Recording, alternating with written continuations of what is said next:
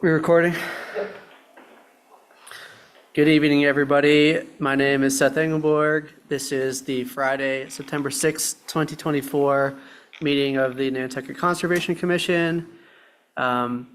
We are meeting today for one agenda item, and we'll be meeting from 4 to 6 p.m. And before we get started, let's make sure that we establish our roll call. So Tim Brain. I'm here. Mike Miserelli. Here. Linda Williams. Here. Joe Plandowski. Here. And Seth Engelborg is here. Is there a motion to approve the agenda as submitted? So moved, Mr. Chairman. Second. Second. Second. Tim Brain, we got to do roll call vote. So Tim Brain, are you in favor of that? Yes. Mike Miserelli. Aye. Linda Williams. Aye. Joe Plandowski. Aye. Seth Engelborg, aye. So then we'll turn to the agenda. The first item on the agenda is public meeting, public comment. This is for items not on the agenda today. Does anyone in the room or on Zoom have a public comment? Seeing none, we'll turn on to the public hearing. And we'll be hearing the Sconsie Beach Preservation Fund at 41 through 119 Baxter Road, SE 48 37 36. And we will start with any updates that staff might have for us regarding the status of the project, legal review, or anything else to that extent. Sure. So real quickly, on legal review, we had a productive Teams meeting with Beverage and Diamond this week, and they are going through. They requested and we provided to them. They were looking through as it related to the question specific to, I believe it was question 3, the old, I'm just totally blanking out. This is what to get for Friday. The question regarding whether or not the old permits can be taken into account. They requested and are reviewing the administrative record from the Superior Court case around the removal order and reviewing the judge's order. So they're doing that. They understand that, you know, we're looking to have this kind of wrapped up and concluded before the end of this month, and they're endeavoring to have that to us shortly. They're just trying to cross all their T's. Mr. Chairman, who? Yes, asked, go ahead. Who asked to go backwards? Beverage and Diamond is looking at the old administrative record from that because it's specific to the question related to whether or not the removal order and the previous orders can be taken into account under this one. Thank you, Jeff. And then at our last meeting, there was also some discussion about seeking clarity on actually a vote that had happened at the meeting prior related to a question to town council on the imminent danger. Do we have an update on that? I did talk to the town manager about that yesterday, and she asked me for some additional information. I just haven't had a chance to send it to her to forward that along. So You got to talk in, like, you keep fading out. So I'll try to speak longer. I spoke with the town manager about it yesterday for clarifying that request to her, and we're working on sending to her today. So we'll hopefully have that for you shortly too. Thank you. Anything else for us? Nope. All right. So in that case, we're going to go back towards working through the order of conditions. We do have an updated draft that was prepared by the staff. It was posted in the packet for the public, and it was responded to in a letter by the applicants, so we'll be working off of that draft. We basically have gone through at this point all of the additional findings except for one, the discussion related to the mitigation sand. What number was that one? This is 22.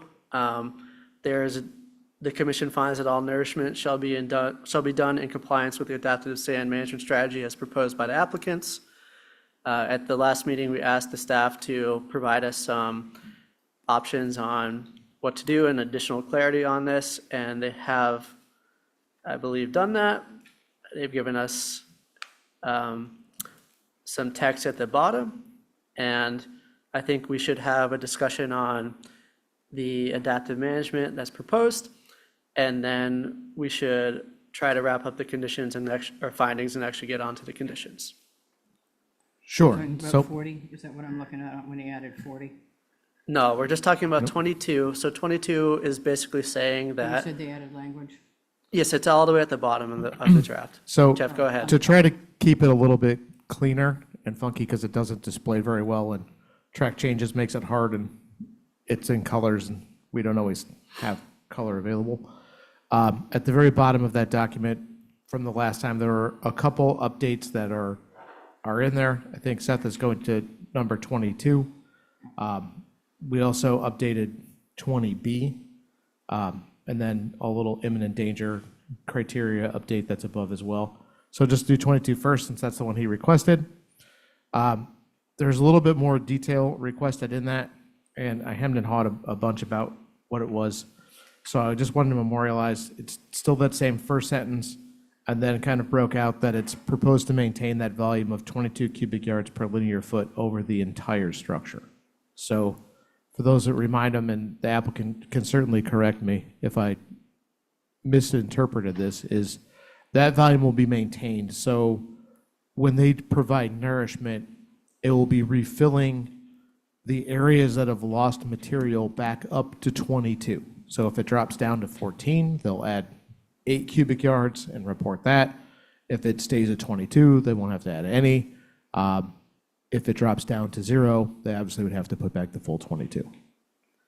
Yes, thank you. And this is what they've reiterated in their letter submitted today. Okay. Linda, do you have questions? No, I just wanted to make sure that dovetails with what their proposal was originally and what they sent today. Okay. So do commissioners have a thought or any thoughts, questions, or comments for the applicant about the adaptive sand management? Do we think the adaptive sand management that's proposed in the notice of intent is sufficient, or would we like changes to that plan? I'm fine with it. It's weird, only 4 of us here, isn't it? Tim's online. I know, but I keep looking for more people. Yes, I see Chip. No commissioners or comments? Chip, go ahead. I have a Good question on 20B. good I'll get afternoon. there. Good afternoon. I just want to clarify that that's on an annual basis, so that over the entire structure annually. Yes, thank you. And that's So, and that's what's been in the notice of intent. That's what we've talked about throughout the process. Yes. yeah, thank you. We appreciate that. I have a question on 20B when we. We'll get to 20B in a second. Yeah. So I'll try not to take too much time on this, but I think the idea of adaptive management is a good idea in theory, but adaptive management is an experiment. You try something and you see how it works based on what you're seeing on the ground. And like, for instance, if you were gonna, let's say, try to convert a old agricultural field into a grassland, you might try 4 different things: grazing, fire, mowing, and soil disturbance. And you'll see what actually happens in each of the locations you try that based on the monitoring data you collected. And I think this strategy is very effective, and I also take the applicant's point that it is more in line with the DEP standards for similar projects. My problem is that good adaptive management is dependent on very robust, long-term monitoring. So the applicant in their application is proposing not only to reduce the amount of mitigation sand from the prior project, but to also reduce the monitoring. So I think that if we're going to go with the adaptive sand management as proposed, we should definitely not agree to reducing the monitoring. And we should probably actually agree, or we should probably as a commission say that we want increased monitoring because we want to see what's happening on site. Otherwise, if we have less sand and less monitoring, there's much more of a probability that adverse impacts or negative consequences are going to get missed. So I have no concerns about the sand. I have concerns that we are somehow missing the effects of the monitoring. Any commissioners have thoughts, questions, comments on that? I'd like to hear what they have to say. Yeah, we'll get to them in a second. So for me, it's kind of like a three-pronged stool, 3 prongs of attack.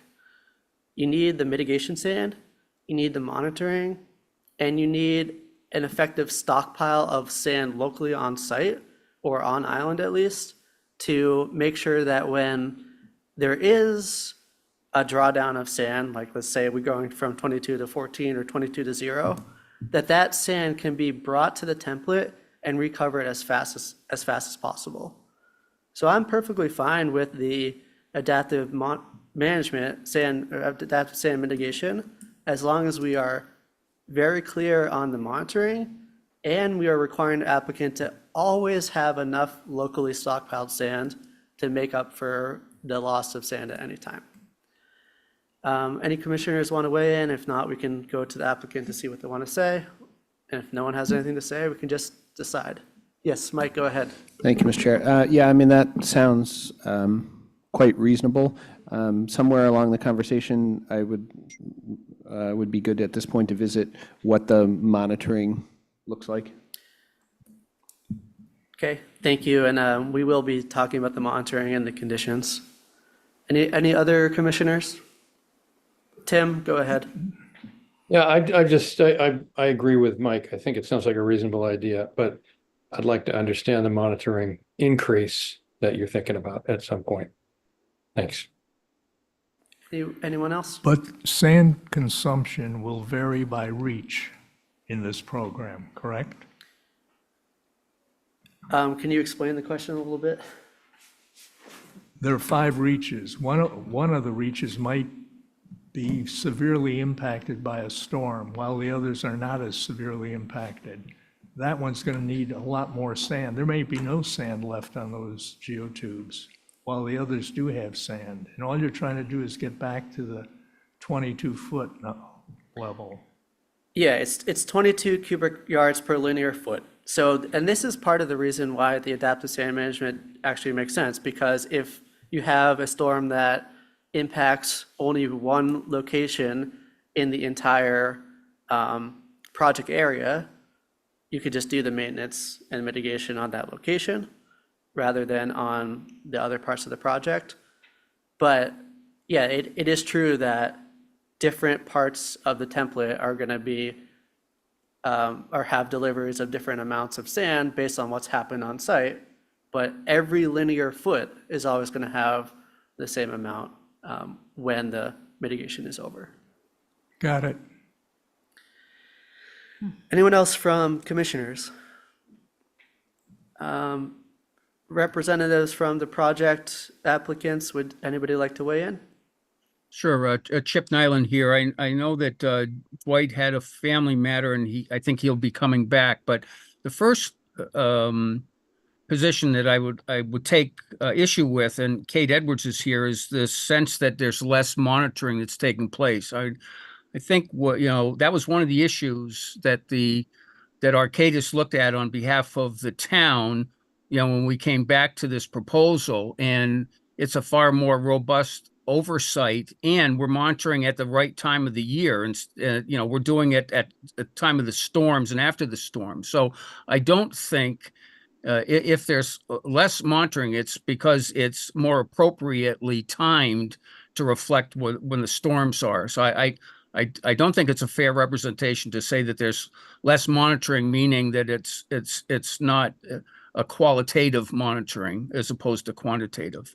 Yeah, and so with respect to the sand, I think that we do agree that, we have the template both over the Quar terraces as well as the geotube. So it is along the entire area, and that's the purpose of the adaptive sand management. If you recall, after watching what took place over the length of the pilot, we then took a look at how much was actually being consumed, and it was somewhere around 12 or 14 cubic feet per linear foot, cubic yard per linear foot. So that's why we said, well, we're not going to pick that. I mean, there's some dispute in terms of how anybody came up with the 22. I think that there's a view that that was a very conservative amount that was selected, and that we came back to one that we think is more appropriate, and that's why we said, but we will always have the 22 on an annual basis available, because our view is that's sufficient sand. So that's the purpose. That's why we have the adaptive management strategy. I want to make sure that we do talk about what the monitoring is and what you're looking for. Thank you, Chip. Anyone else from the applicants wishing to weigh in at this point? Yes, Mr. Murphy, go ahead. Thank you. Vince Murphy from the Natural Resource Department on behalf of the town side of the project. The monitoring is this, from memory, the monitoring is the same for year one. It's year two and on post-construction that the monitoring amounts drop down. So it's the first year will be the same as you're used to seeing, and then it'll be heading for more storm season type monitoring so that we can catch the worst part of the year. So I just offering that as to show that we want to make sure that we're catching it in a reasonable way for at least the first year, so that it's monitored as it has been previously. Thank you, Vince. And yes, we did see that in the submission.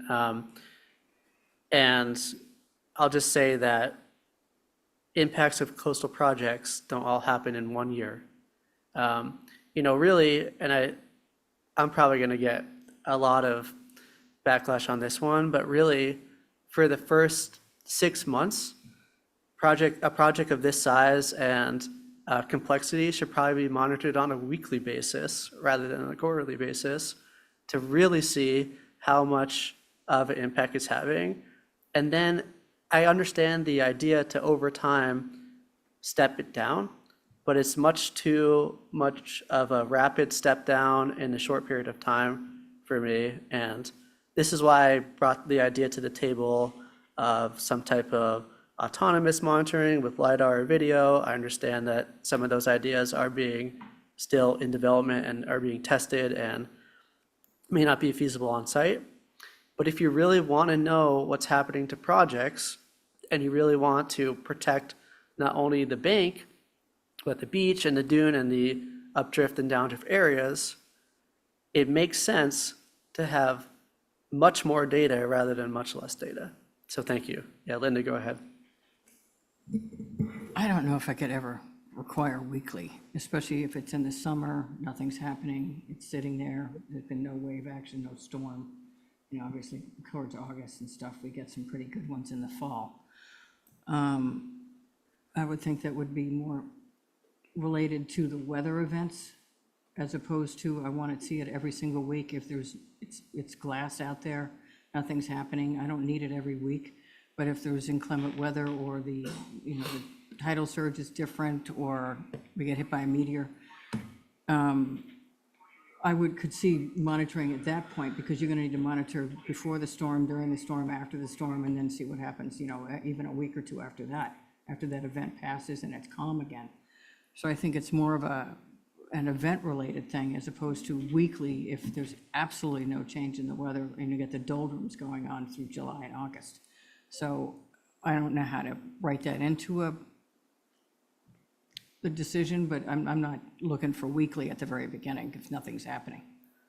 Sure, thank you, Linda. And, I say that as somebody who knows that when we write this order, it's probably not going to happen. But as a scientist, that's what my opinion is. But we do have to deal with the discrepancies about, we have conditions that we'll get to later that talk about failure criteria. Like we have conditions related to walkable beach, that have, those conditions are based on monitoring over specific time periods. And so we either need to adapt what's in the order of conditions to be more relevant, or somehow change those conditions to make sense, because we're setting ourselves up right now for a project that the failure conditions don't actually meet the monitoring requirements. Jeff, is there something you want to say? I did, but it's related to the volume, not to that, so I'll wait. Anyone else have questions, comments? And we're going to get back to monitoring, obviously, because we have to do it in the conditions. Go ahead. Thank you, Mr. Chair. So, I mean, I'm kind of in between of what everybody's saying here. Obviously, storm-related events are going to trigger a monitoring, and there could be storm-related event in the summertime. Is monthly monitoring something that's a little more reasonable? Weekly just is going to be in a constant monitoring cycle. Plus events. Yeah, I Monthly mean, plus events. thank you, Mike. I mean, I say weekly to make a point. I don't actually think that's going to be what's in the order of conditions at the end. Right, so our heads don't have to blow up in a second. But I think, whatever we do, we need to make sure that the impacts of this project are easily able to be recorded, because it's our role not just to protect the bank, but also to protect the other resource areas. And the only way we can know if there's impacts to those resource areas is if we study those resource areas.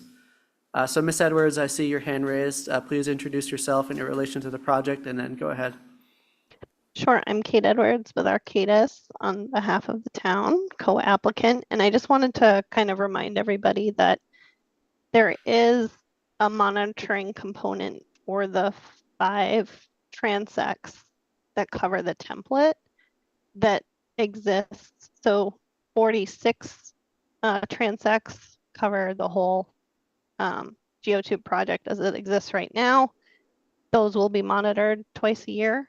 And then there's another 5, or those same 5 that exist within that are just the template piece. And Dwight can explain this further, but those will be done twice a year. So effectively, you'll get a quarterly, even though we're cutting pieces of it down. If that makes sense. Dwight, do you want to expound upon that a little bit more? I'm not sure if Dwight's going to be on, but I think. Yeah, he He's is here. He's here. here. And if you'd like to speak, you're welcome to.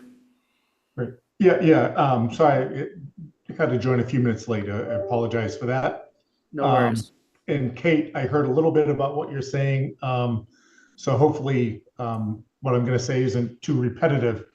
But what's proposed in the operation management plan and the notice of intent is that the existing southeast Nantucket coast shoreline survey of 46 transects along the entire shoreline, essentially from the sewer beds up. It's about a 6-mile stretch. Those would continue to be done twice a year in the spring and the fall.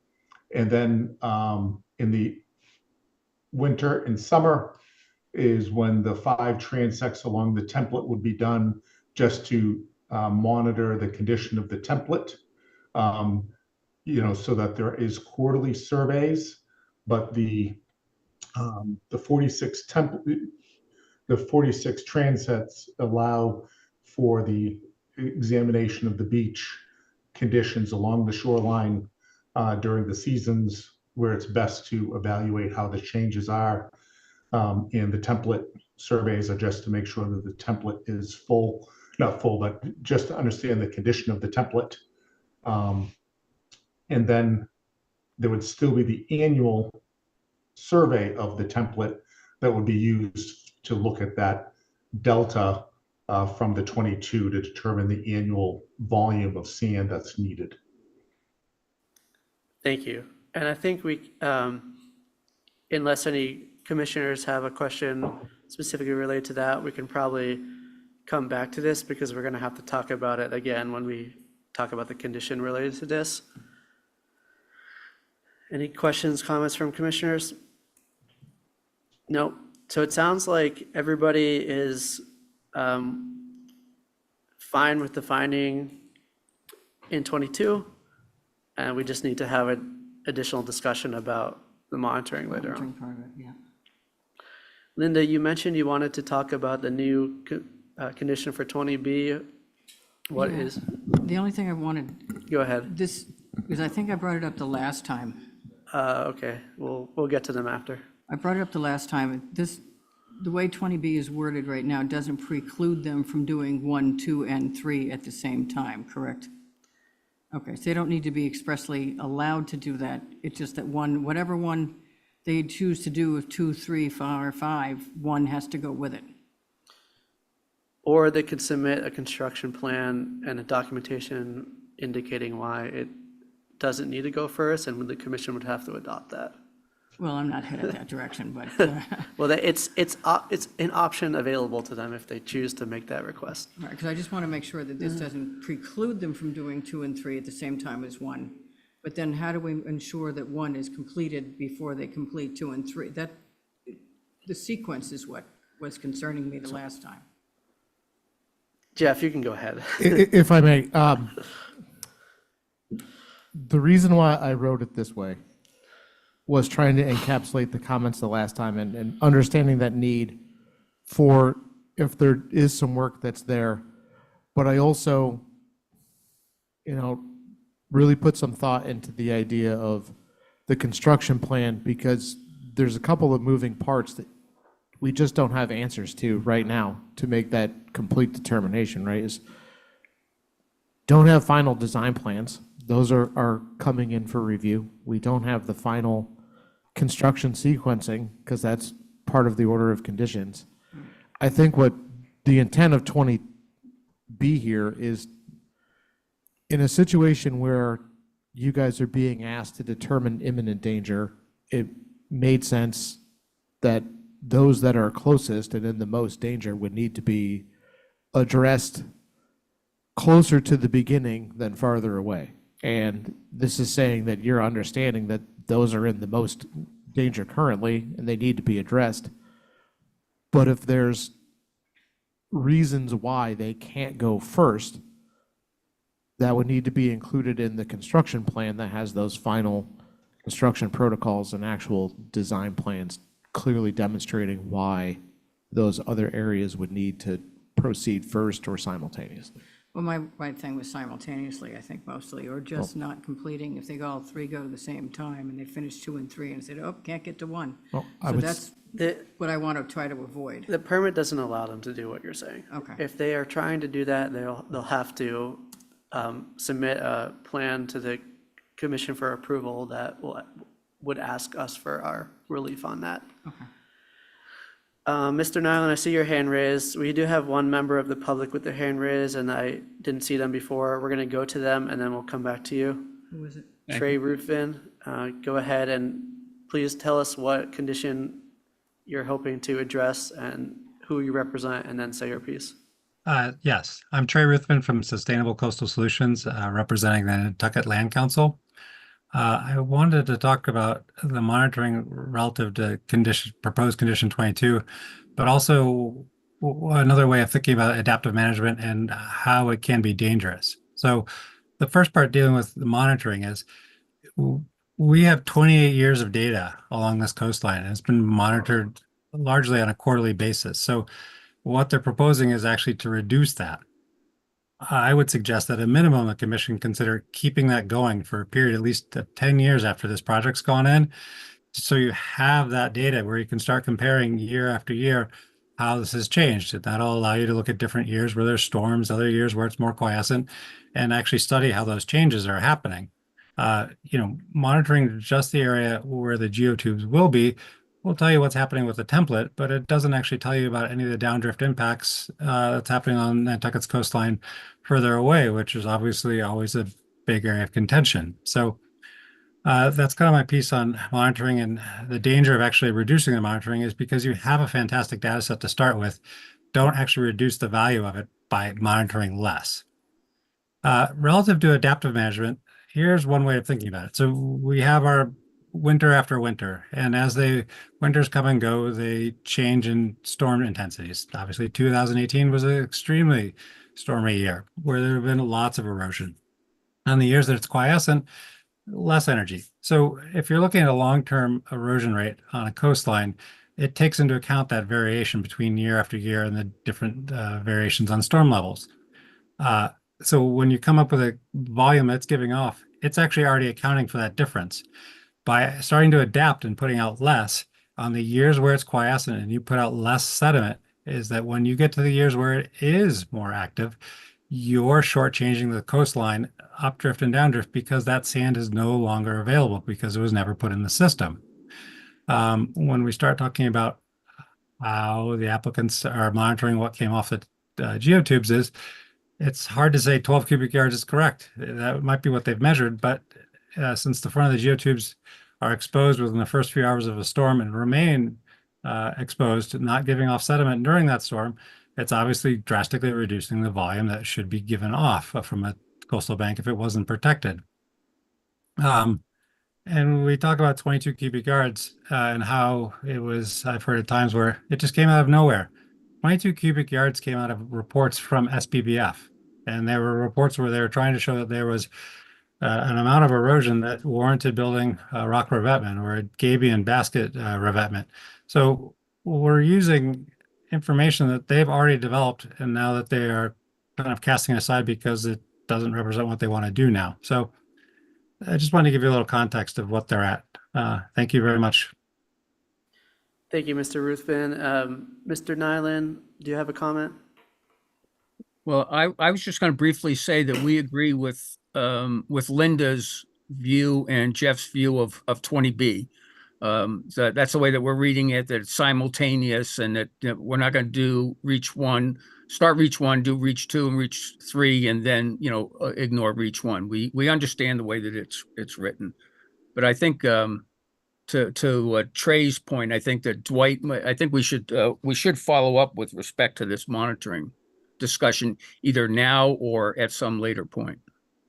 Thank you. We're going to have at least two more chances because there's 2 or 3 other conditions in this that are specifically related to monitoring. I just want to say on the 20B, I think we're all in agreement of what it says.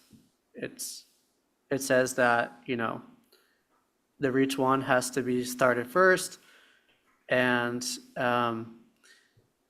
unless there's a construction plan that's provided by the applicant showing that something else needs to be done first, and it doesn't say anything, it doesn't preclude any other reaches from happening at the same time, as long as reach one is done first. My word is completed first. That's what I want to make sure, that is, You if want to they're make, running all at the same time. I don't want all the focus to be on 2 and 3, and 1 is sort of at the end of 2 and 3. I want 1 to be completed before we're done with 2 and 3, let's put it that way. That's what I'm worried about. in that case, we'll need to change the language. Well, If I we think want, Jeff knows what I'm after. if we want that to happen, we need to say this reach shall be constructed and completed first. If we want them all to happen at the same time, then we can just keep it as constructed. Okay. So I guess Well, I'll be out there looking over the before cliff. we go to Jeff, commissioners, how do you feel about this topic? Do you feel like reach one should be simply started first, or do you think reach one should be started and completed first? Mike, any comments, questions? I was looking at it as reach one was going to be, I was reading it as reach one was going to be started and completed.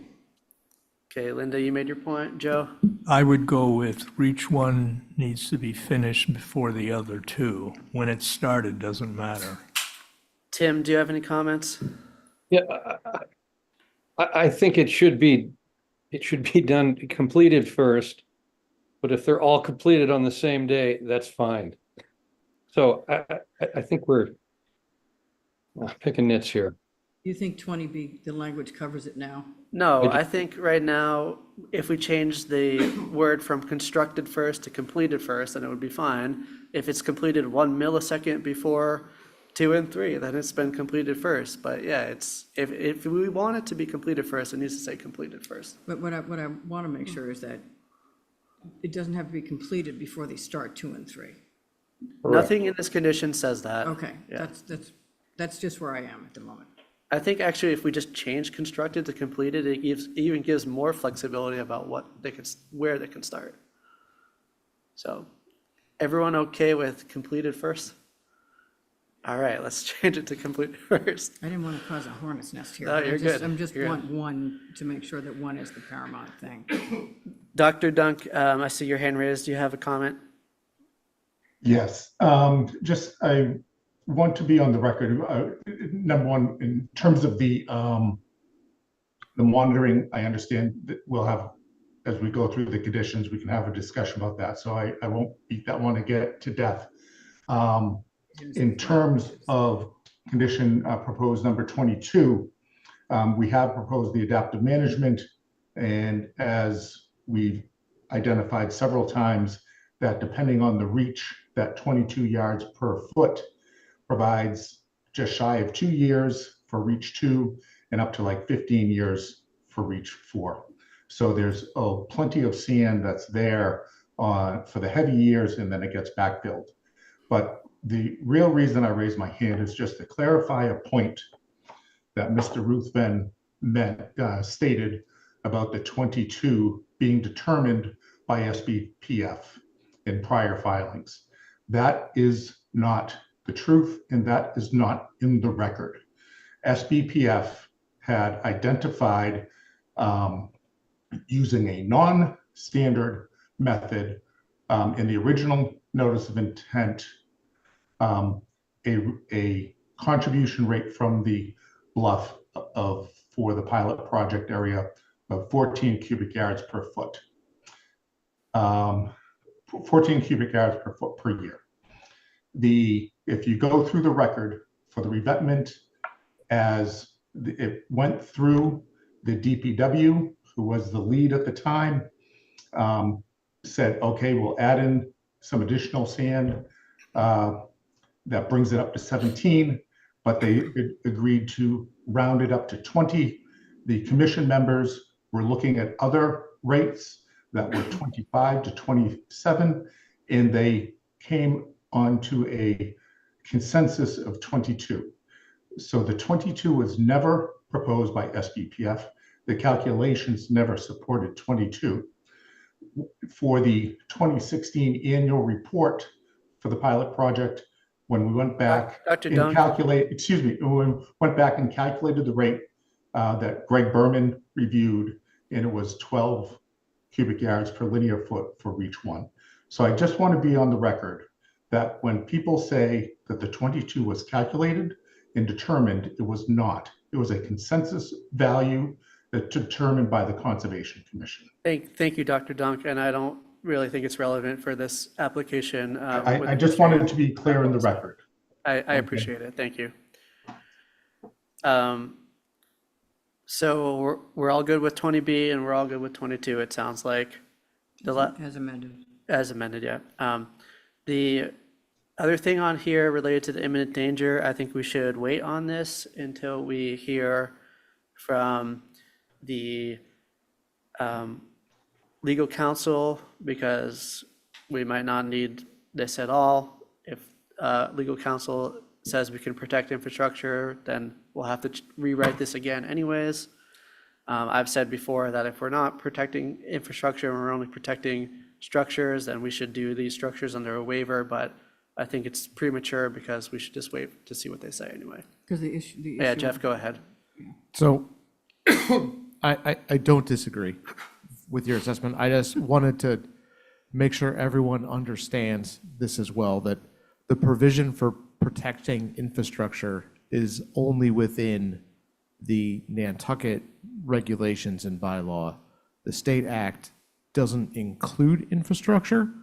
And I know we'll hear that you need the infrastructure for the homes, because that's what's been asserted before. But I think at some point, if it is going to deviate, we may have to talk about issuing either two separate permits or dealing with it differently because the state act and the local bylaw will be somewhat divergent there. So I just wanted to put that on everyone's radar. I don't think that needs more discussion right at the moment, but Thank you, that Jeff. may be a path. And I know we don't often do this, but I've said it before, we're probably going to need a separate state and a local permit here because the performance standards vary and the waivers vary and everything else. Yes, Linda, go ahead. Do we need to grant a waiver for the gap lots between 60 and 73?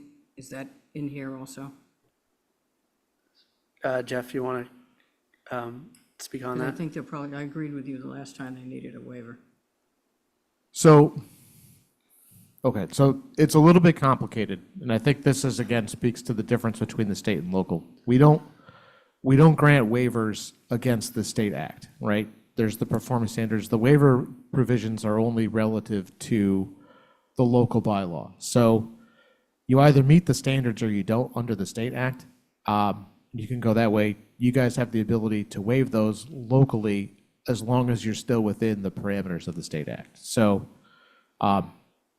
it's kind of how they work. If you wanted to extend those further, I mean, you certainly could waive that locally, but that would lead us to, for sure, a split order because they're not going to match. Yeah, I think we're having a split order. And I know the applicant has requested waivers in their letter.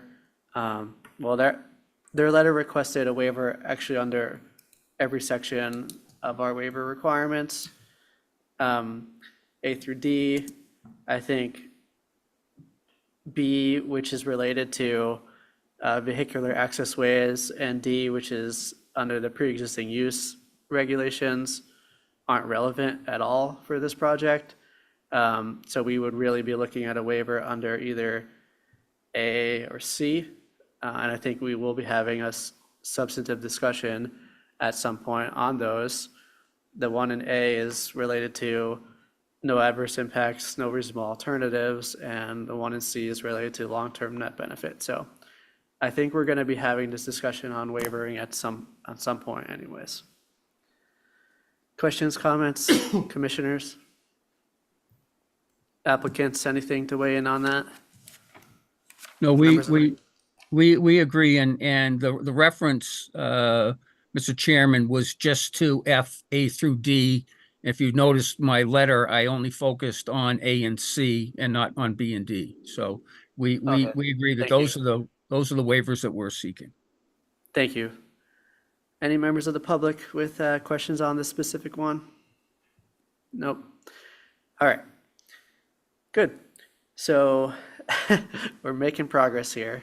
So I think at this point, we are pretty much all set on the additional findings. This isn't going to be the last time we have an opportunity to look at them, but for now, we're going to move on. We're going to be moving on to the actual conditions now. 26 is just the standard condition. It says everything has to be based on the NOI in the record and the narratives. And then after that, we're going to go through the general project conditions. We're going to call them out. We're going to see if commissioners want to discuss them, applicants want to discuss them, or members of the public want to discuss them. We're going to get a list, and then we're going to go back and discuss them. Is everyone clear on the procedure here?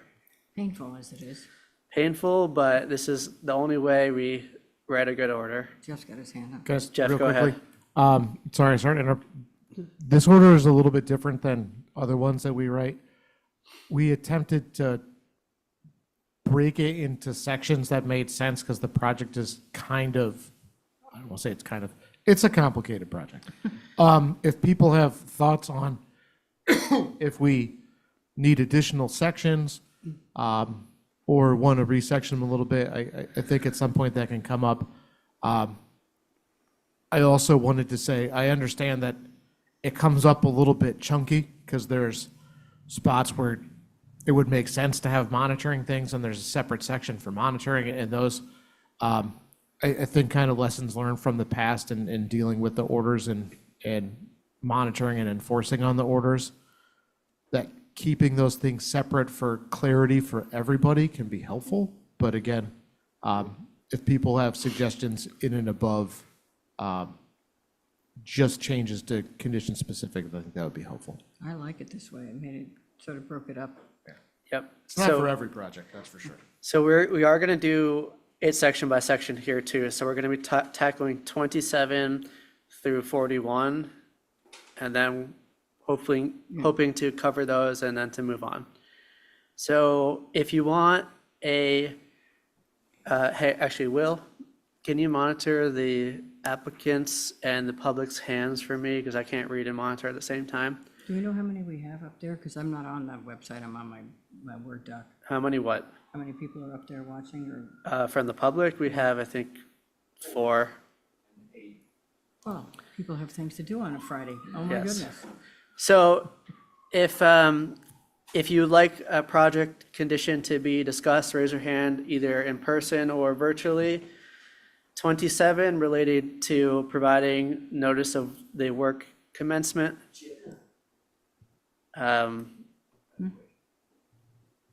Okay, 27. Somebody's got, who wants 27? No, I mean, I'll put it down. Okay, 28 related to recording the title. 29. I have a stake- question on 29. 29 is staking the mean high water. I'll write it down here. 30 is related to the mitigation sand. Okay. 31 is logging the trips of the sand deliveries. I have a question on 31. Okay. 32 related to retrieval and proper disposal of debris from damage. Okay. Yep, that's fine. That's why we're here, it's fine. I feel like I'm 33 at town meeting. related to construction refuse. 33, someone wants 33? No, Okay. No, quiet, Vince. 34 Quiet. is related to the construction access along the beach. Yeah. 35 is related, okay. 34, that's what he wanted? Yep, 34, sorry.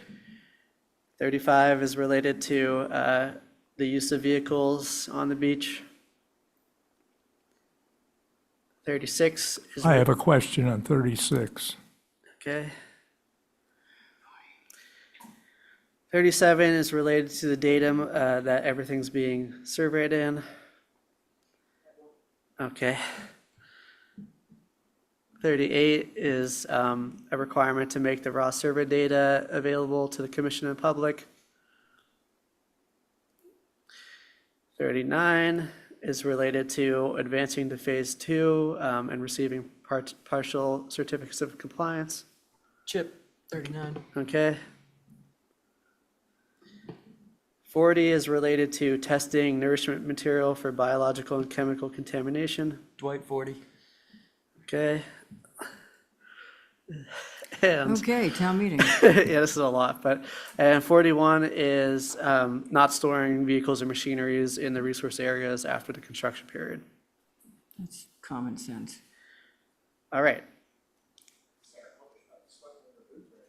I need the gavel. Okay. So 29. 27, does somebody want to discuss 27 related to? Are you going through the list a second time? No, I mean, somebody raised their hand for this. Chip, do you want to discuss this? No, I raised my hand because I was raising my hand for 30. I thought we were going to do it in a group, so Okay, sorry, 30 is on the list, Hold though. it. we have no issues with 27. Okay. We don't have any issues with 28 either, 27 seems very standard, so. and 28 let's- standard. 28 we're off. 29 was asked to be discussed. Who would? Yes. Yes, Joe, what's your question or comment related to this? My point is just getting some clarification on 29. If you read the beginning of it, it talks about construction. If you read the end of it, it talks about maintenance. And my suggestion is if it's construction, we should delete the word maintenance and use the word construction. Okay, so that raises, I guess, an existential question. Yeah. Would members of the commission want the mean high water mark staked permanently on this site, or would they want it staked simply during the construction period? During the construction period. Okay, And should they anybody, need further maintenance work, they'll have to stake it again. anybody else wishing to weigh in here? Further maintenance is, and when you read that paragraph, it just doesn't make any sense. To talk about further maintenance, it's all talking about construction in the beginning. So basically, it's like if word there further was, is the if there problem. were to be some failure, let's Yeah. say the Kawar Terrace has a storm that causes it to be overtopped, and then it needs new Kawar logs are needed to be brought out on site. The condition requires that prior to that activity happening, the mean high water line is then restaked Right. so that no construction machinery enters into that area when they're doing the maintenance work. I think the word what's confusing is get rid of the word further. Because we Yes, hadn't that- established anything. that would help. Prior to it, get rid of the word further. Okay. So how about the mean high water mark shall be restaked prior to any maintenance work? Yeah, and take the word further out. Everyone okay with that? Good. Chip, go We're ahead. fine, yeah, we're fine with that. Okay. We see a distinction between construction and maintenance, so we're Yeah. we're fine with Yes, it. thank you. I'll just say, historically, this issue has come up a lot, so let's just memorialize It's just the that. word further indicates that there was a previous discussion about it earlier in the paragraph, and it's not there, so just any maintenance. All right, I think we are all in agreement here. So 30 is all sand used for mitigation or to fill and cover the geotube shall be imported from an off-site source and shall be compatible with the existing bank and beach sediments. And then there was an added suggestion, it was made by me, I'll admit that, related to It sounded like. related to how are we judging compatibility? And before we go on to questions and comments, I'll just say I didn't take this out of nowhere. This is actually the exact definition of compatible sand that we'll be using in the regulatory update for the regulations that are being going into place on January 25th or January 2025. I understand those regulations are not in place yet, but it is common sense to use this as it specifically is a good definition of compatibility. I have a question for you. Yeah, go ahead, before, I'll let you go ahead, but, and I agree, I am aware that some of these things might be up for discussion or debate, but this definition was taken from what the commission decided to do with the regulatory update. Before I go to you, Linda, Dr. Dunk, I saw your hand raised. Please go ahead. Yes, thank you, Chairman. First, I believe you should strike angularity because that will prevent the use of any sand from sand pit, such as, a sand pit from Middleborough or whatever, off Cape or even, off island or even on island, because the sand from the sand pit is usually angular, whereas beach sand, having been worked by the waves, is rounded, and therefore, by definition, the sand, anything from a sand pit would not meet this definition. It would only be allowed to be offshore sand or sand from another shoreline that's been worked by the tides and currents and is therefore rounded. So I think you're, by definition, would be prohibiting sand from a sand pit. The other concern that I have is with the coloration. If there is a little bit of fines within the sands, for the SBPF project, we have not been accepting anything with 10% or more greater fines. But when there are the fines are what might make something a little darker, and the fines are then what gets washed off with precipitation, wind, and it bleaches out in the sun. So that's why I have a concern with the coloration. And it's usually when people just look at it and have commented about the sand being a different color, it's because the sand that's being delivered is damp and wet, while the sand on the bluff is dry. So there is a difference there, and it changes and gets lighter over time, usually within a couple of weeks. So those are my comments on 30 and why I think that those two elements of it should be stricken. Okay with that. Thank you, Dr. Dunk. I hear your point about angularity. In relation to the coloration, the reason why we specifically decided to use the Munsell method is to eliminate the effect of what you're talking about. And I will say, some things are very cut and dry, like grain size, you do a sieve analysis and it's very cut and dry. The Munsell method for coloration is based off a little bit of people's opinion of looking at the color charts and deciding. So, you know, there is, if you read this condition as it's written, it just says that the results are delivered to the commission for review. It doesn't say that, like, it doesn't strictly define what is the threshold for not accepting or accepting. It says needs to be delivered to the commission for review, and then the commission will look at that material and say, does this meet the compatibility or not? Linda, you want to ask your question? Yeah, I tend to agree with Dwight, but if we have a situation where we have a storm and we have to get the tubes covered, would the qualified laboratory delay their ability to cover them? Because obviously we don't have anything here that would do it, and it could be the laboratories are overrun with problems up and down the coast if we get something like Sandy hitting everybody. We won't be able to do it if we can't get the laboratory to give us the results quick enough, and that would delay the whole process of sand mitigation. So, How do we deal with that particular aspect of this? so It's that leads, beyond our control and beyond their control. that leads me into my other point that I kind of hinted at before, but never really got into. And there is a common sense solution to this.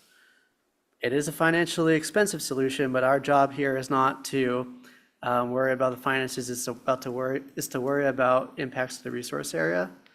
And I had proposed to staff that prior to construction, the applicant actually be required to pre-supply a stockpile that would last a specific amount of time, 1 year or 2 years, or it could be however many months you want, that's already been tested, that's already been stockpiled and stored locally on Nantucket, and is available at any time for mitigation. You know, obviously, if we say like, I need 10 years of that, that's not feasible. But I think there is some amount of feasible stockpile that could always be available, that could have already been tested, that could be used immediately the day of, if need be, to recover the tubes. I'm trying to think of, having dealt, I work in this area, but trying to think of where that stockpile could be is, there are really no place to put it, maybe behind the airport, but all those are taken. So I'm just trying to figure out where reasonably we could stockpile it, because the piles that are out on Old South Road now are under court order to get out. And that's what they've been using some of that down at the sewer beds to restock, you know, the water side of the sewer beds. But that has to move. It's there, the court's already ordered that.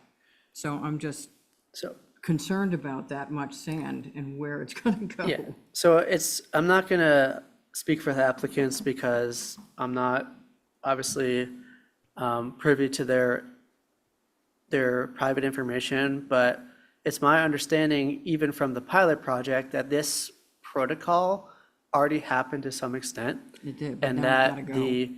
the applicants already were doing this pre-purchase, pre-testing, and pre-stockpiling of sand. I think this makes perfect sense. It again does not, I see you.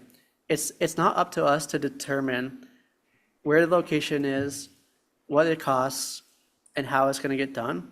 It's up to us to make sure that we write conditions that protect the resource areas. And the number one problem or issue with this project historically over time has been related to sand. So if we can fix this issue by always having enough sand to cover the tubes, I think that's a huge win for everybody involved. Whether you like this project, you don't like this project, that's a way to ensure compliance with the order. I also don't want to set it up for Hold failure on, hold because they on. got Mike, logistical it's gonna be, problems. it's gonna be Mike's turn. Mike, go ahead. Thank you, Mr. Chair. I agree. I'm not too, I shouldn't say I'm not worried about it, but it's not our responsibility for where the sand is getting stored. We have much bigger fish to fry here. My question related to the testing is what volume is the testing happening? Obviously, they're not going to test every truckload. Is it like, does the testing stand for 1,000 yards or how does that work? And maybe that's Dwight who will comment on that. Yeah, I mean, if Dr. Dunk or anyone from the applicants want to speak to the current testing procedure, you're welcome to, and then I can also speak to soil testing generally. Dr. Dunk, do you have something to add? I can respond to what has been the practice for the past many years, and that is that each source has been tested. When it comes from a sand pit, that sand pit provides sand testing. If it comes from from an excavation site, sand is collected and sent to a lab for compatibility for sieve analysis. Typically those sites are providing a few thousand yards. So there was not a set one sample per X number of yards. If when we look at dredging, there's usually one sample per, when you're over 10,000 yards, it's usually one sample per 10,000 yards. So you have something that's, 100,000 yards of dredging, it's usually 10 samples. So it's, usually a minimum of one per 1,000. And then when you get over 10,000, it's one per 10,000 square cubic yards, but that's a dredging. Here, I think it would be by site would make the most sense. Thank you. Vince is up there. I see him, and I saw Meredith's hand raised as well. And I think there's a common sense way to deal with this. We're not asking that the applicant sample 100% of the material. That's crazy.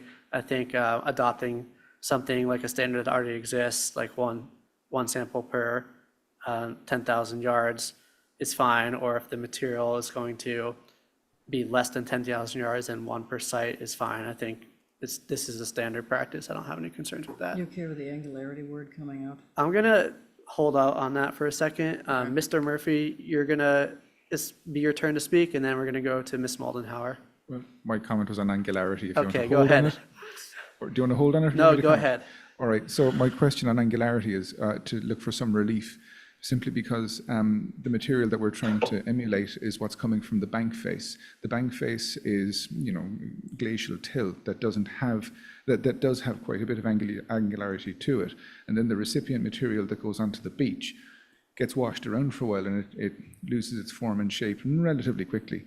So if you're just trying to match the beach material, that's one thing. But if you're trying to match the material coming from the bluff face, I would seek some relief and try and broaden out the definition of angularity to match both to mainly match either the bluff face that you're trying to emulate material coming from, or the beach surface itself, so that both will be acceptable. Thank you. And we have had these discussions many times in the past, and we are aware that obviously the material in the bank and the material in the beach are different and have different glacial histories and compositions, and it's going to be impossible on site to always match each of those 100%. You either put something that's compatible more with the beach or compatible more with the bank. So how do we work with I that take your word? points. I mean, we have had in the order here existing bank and beach sediments. that was in there specifically because the point of this project is to, you know, simulate the material that would be otherwise coming off the bank.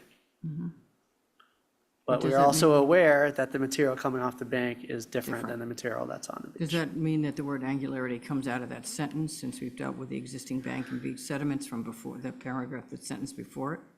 Let's go to Meredith and then we'll answer that. Oh, thank you so much, Commissioner. Sorry, just having to move rooms quickly. I was just gonna reiterate what Dr. Dunk and now Mr. Murphy articulated in regards to the concern about the angularity, as well as looking for some flexibility on the coloration that was identified by Mr. Dunk. And then just to identify that, you know, the 22 cubic yards does allow for having the, you know, multiple years of sand based on the, you know, modified method of sand requirements per section and per reach.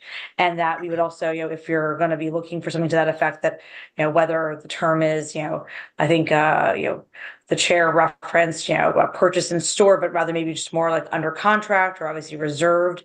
That way we can coordinate for that to be available when necessary. Thank you. Thank you. And I think that's a good point. I think there's some flexibility for there to always be at least some purchased and stored and then some under contract to be gotten soon. But angularity, how do commissioners feel about angularity? Take it out. Do people even know what angularity is? Okay. Okay, who's the hand? It's Trey. Trey, go ahead. Trey Ruthven for Nantucket Land Council. So having been involved when this was originally written, the angularity has to do more with coastal bank sediments come out because you'll often find gravel, even cobbles, which isn't very common in Nantucket. But the issue is if you're buying material that has those components because that's what you're trying to replicate, what you don't want is to get gravel that had been actually crushed, so like roadway base. You're looking for the rounded stones to do that. So that's where the angularity component comes in. And so it's actually valuable to keep in there because then you're actually ensuring that you're keeping compatible sediments on the beach instead of just sand, but the sediments as needed. Relative to color, I would keep it in because obviously as your color starts changing, your component of fines goes up. And when you start adding fines, you start generating turbulence of the water, and you're also washing away material. Actually, you should add a clause saying that, you know, the fines would match what the existing beach sediments are. So somewhere probably in the 2 to 3% range. Relative to testing, it's typical if you're using upland sediment sources like this, you would test every 2,500 cubic yards, which is roughly every 125 trucks that go out there. And also you would test regularly on a year-by-year basis. And the reason for that is as they're digging through the quarry and they're going through different glacial sediments is that your grain size composition will change as you're moving around the quarry. And so that way you're just always ensuring that you're putting material on the beach that is compliant. Thank you, Mr. Ruthven. So how do we broaden that word angularity? yeah, That Vince wants. Sorry. I do believe that the point Mr. Ruthven made is compelling. And I think the other thing here that we haven't really talked about is, you know, the specifics on the judging. We were just saying material will be judged, and I think I might ask staff to look at this and flesh it out a little bit. Is there some threshold range that is being allowed? How many samples are we requesting based on the volume of sand? Is it annual sampling or is it once? So I would request that staff look at that. Jeff, are you okay with that? Yeah, I have some ideas on how to broaden that out a little I bit. was going to say, that would be building in the broadening or the flexibility in that section? Yeah, Okay. yeah. Any other commissioners? 31? Mr. Ruthven, do you still have a comment or is your hand just still up? I apologize. I forgot to lower my hand. Okay, so we're gonna kind of hold off on 30 for now and seek to build out a better definition of that. 31 is all sand delivered to the site shall be logged by truck trip and include the original sand source in any reporting. This was raised by somebody. Yeah, it was raised by me. Okay, Joe, can you And please my only explain comment why? on that was, let's see, it says logged by truck. How about adding or barge trip? Well, the trucks come from the barge. Yeah, but the stuff might not come by truck. Was some discussion we had at one point where It will be by barge. it would be barged in. Yeah. So I just offer it as a addition. So would somebody from the applicant wish to expand on this? Is all sand anticipated to be delivered by truck from the Baxter Road access that it has before, or is any sand prepared to be delivered a barge from the beach, I guess? That's what Joe is asking. Well, the barge doesn't go to the beach. It's our Hold on, intention hold on, to, hold on. It comes our from, Yes, intention to do it. Dr. Dunk. Go ahead. Oh, sure. I mean, I'll just speak from experience for the existing project. That sand was, when it was barged in, it was barged into the harbor, and then brought by truck from the harbor out to the site. That's been for maintenance. I have to plead the fact that I was not on the project when it was constructed in 2014, so I'm not sure if it was brought in by barge directly to the site. But if it's brought in from a barge, it's most likely going to be from a sand pit, in which we would have the sediment analysis, sieve analysis from that site, and the volume of that sand would be logged. So I think 31 written as it is certainly very applicable for the maintenance in operations.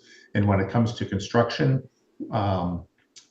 we're going to have to provide you with a construction sequence plan. And I think that would identify where the sand is coming from.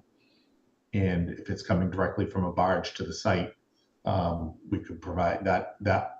The purpose of this is to log the volume and the quality of the sand, and that can be done for construction, even if it's directly from a barge. Thank you. Mr. Nyland, do you have anything to add? Yeah, I would just add barge. There's no harm if it's to the site, right? So we don't have any problem. You can add that. It will be mostly by truck, but if it happens to be by barge, let's make sure it's covered. well, the barge is just, Hold on, you haven't been recognized. yeah, Um, I work in this area. Okay, so Linda, what would you like to say? The aggregate, all aggregate, whether it's sand, it's gravel, or anything else, is coming in by the barge guys, and they are on the outside of the steamship authority. And I've watched them, and there's like truck after truck after truck after truck goes down to the barge, and they have a front end loader and a crane, and they dump, each truck gets filled, and then it disappears. And that's how all the aggregate's coming to the island. We looked into a barge many years ago when I was on the planning commission, off the south shore for one reason or another, and off the eastern shore where we're talking about, and it just was not feasible to have a barge off the shore on the open water. So at this point, all aggregate comes to the island by barge down to the steamship authority, and they fill every truck in like 20 trucks a day when the barge comes in.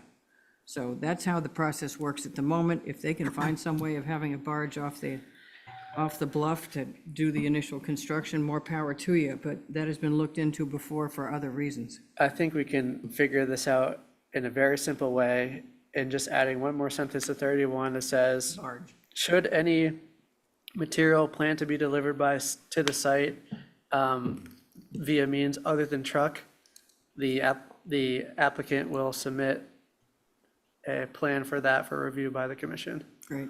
Jeff, does that make sense? Yeah, it does. I just wanted to add in, if something is going to come by barge and put in, obviously that barge is going to be coming in proximity to shore and anchoring and doing things.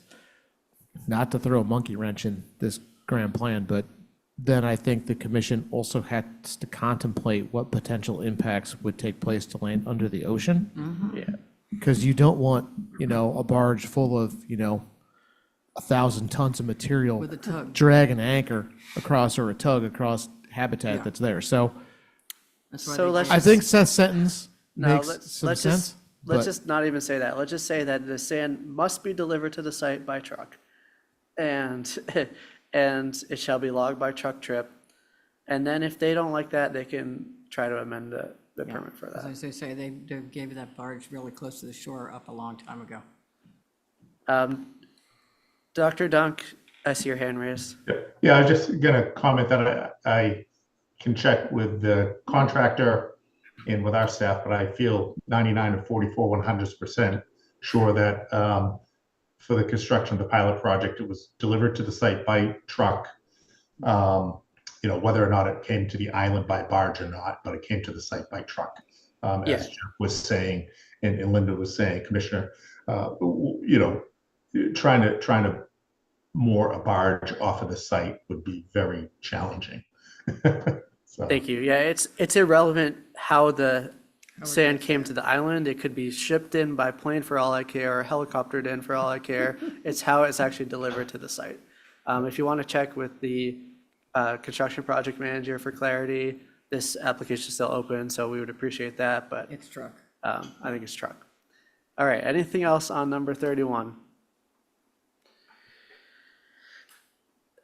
Check the public here. Moving on so You quickly. had Trey, but not. His hand has been lowered, so we're gonna move on. 32. Yeah. Okay, Mike, what was your question or comment related to 32? Thank you, Mr. Chair. The applicant shall be responsible for the retrieval and proper disposal of all geotextile products associated with this project in the event of wave action and erosion destroys otherwise causes damage to the geosystem. I'll stop reading there. Geotube system, excuse me. My question is, we have an applicant and a co-applicant, and in the past, we've, discussed some litter on the beach, and it was more specific to this winter that was not getting picked up. So my question is, and just for clarity of everybody here and clarity of the public, for the public, who's going to be responsible for doing the pickup when that happens? That'd be SBPF. Yes, we'll, okay. All right, thank you, Chip. Mr. Murphy was about to beat you to it, but. Thank you. Yeah, Question. and that is codified in the operation and maintenance manual as well. So it's not just them saying that, that's actually in the written record. Yes, Linda, go ahead. Should the geotube, does that geotube system include the choir? Because that's what broke up all over the beach, is the choir rolls. Should it say that, or is the geotube system going to include that? That's a good question. Currently, as it's written, it's only related to geotextile products. But the choir If we rolls wanted is part to of this include, decision too. if we wanted to include damage to those, we should say proper disposal of all geotextile and coir products. Yeah. And then in the next line, say that otherwise causes damage to the geotube and or coir terrace system. Yeah, that was that one.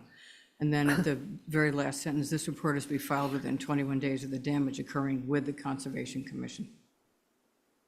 Filed to the Conservation Yeah. Commission, yeah. And I think that could be filed to the Conservation Commission staff, but Yeah, that's my that's personal fine. opinion. Somebody gets it. They have to file it with us to get to you guys, and we'd probably give you a copy of it at least. Yeah, yeah, Yeah, you're gonna know. I just want to be clear in here, so there's no question where it goes. okay. It'll be in the Inky too. So Nobody said 33. anything else on 32? We all good on 32? All right. 34 now. Somebody called 34 related to, Mr. Dunk did. Dr. Dunk, would you like to Oh. submit a question or comment related to that? Yes, I just, in the past, when Hook's Hollow access should have been damaged and not available, not useful for access, provisional access was provided from the south. And I'm, just wondering if Jeff wants to put in something there for provisional access in the event that Quiggs Hollow is not, the ramp is not there, because that gets washed out and needs to be repaired sometimes before the access can be regained. The access isn't to the south, it's to the east. The access is not to the south, it's to the east. Hoyks Hollow ends at the access on the east, not the south. So I think what Dr. Dunk is asking is, should the access at Hoyks Hollow not be allowed? I think in the past, they may have had access at Codfish Park. Correct. Codfish Park usually is came on at the- provisional access point. Yeah, like the low beach sewer Yeah. beds is the best But vehicle this shouldn't access. say access to the south, it should access to the east. No, it is accessing to the south of Hoyks Hollow goes It due dead ends east, there. and then they're accessing the template to the south. That's what they're accessing. Okay, because then that's missing, the access, the The project field, area to the access the south. project area to the south. Okay, Will or Jeff, any thoughts on the Low Beach Codfish Park access? I think we could put something in there to include that before the sentence that says the applicant shall get a written sign off. I think we could add something that simply says, should that access not be available, the applicant can request access from Another site. an additional site. That way it's not limited to either of those. Okay. Alternate. Yeah. I would an say alternate request, site. Yeah. request and provide justification for that. I mean, Yeah, ultimately, it's their responsibility to maintain that access. So, if it could just be, if there's some damage to the ramp and it could just be rebuilt, then they should do that. But if it's completely collapsed and they can't even get machinery in there to rebuild it, I understand what they're saying. yeah. Okay, is everybody okay with 34 with those changes? All right, 36.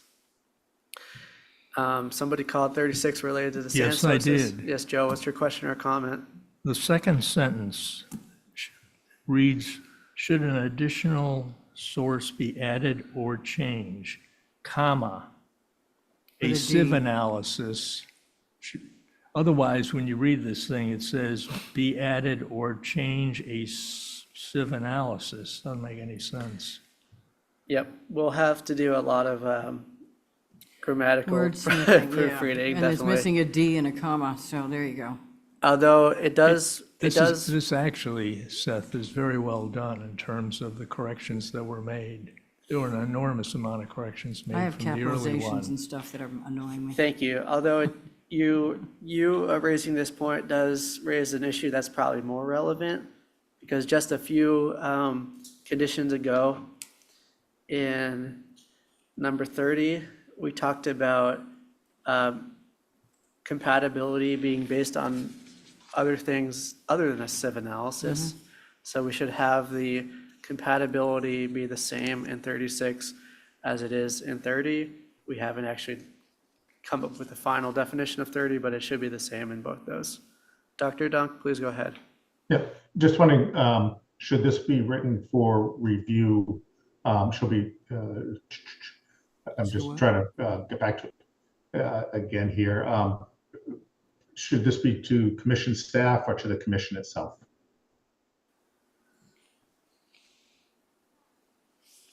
I'm fine with staff, I mean, because I don't want to see their sand sources We're- every week. we're asking in 30 for the reviews to go to the commission. We're asking in 36 for the reviews to go to the commission. If people want this to be handled at a strictly staff level, it should be the same in both. I'm fine with staff level, because we're relying on staff to deal with the monitoring, relying on staff to make sure everything's going the way it's supposed to.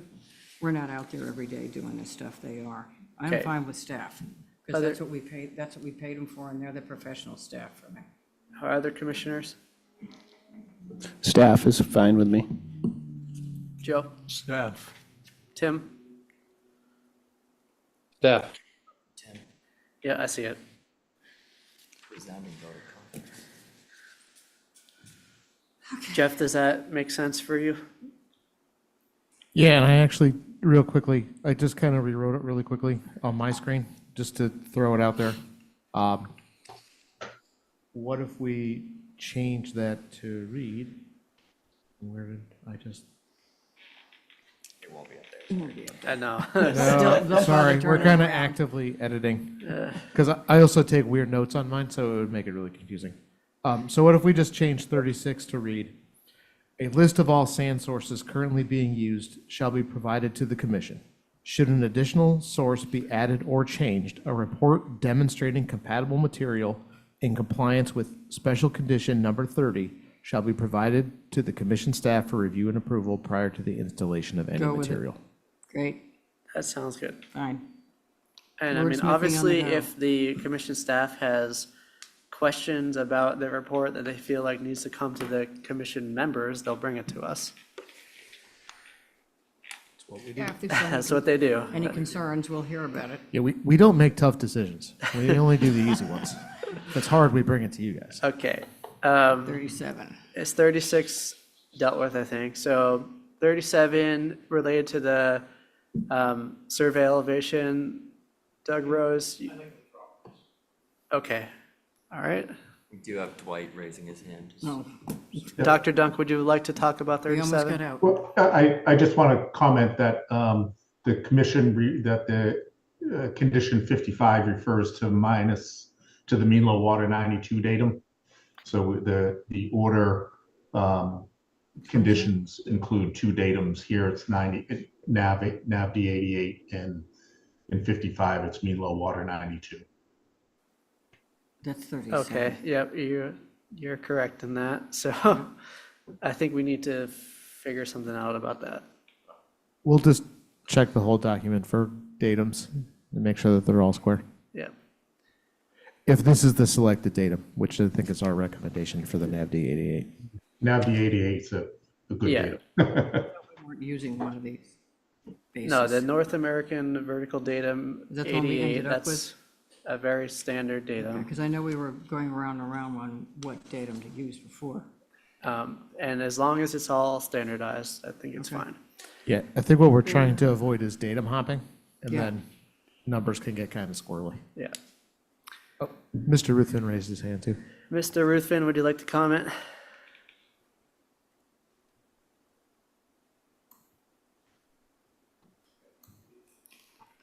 I don't even see him there anymore. You're on mute if you are talking, Trey. Yeah, NAVD 88 is the best way to go because then you can use GPS technology, satellite technology.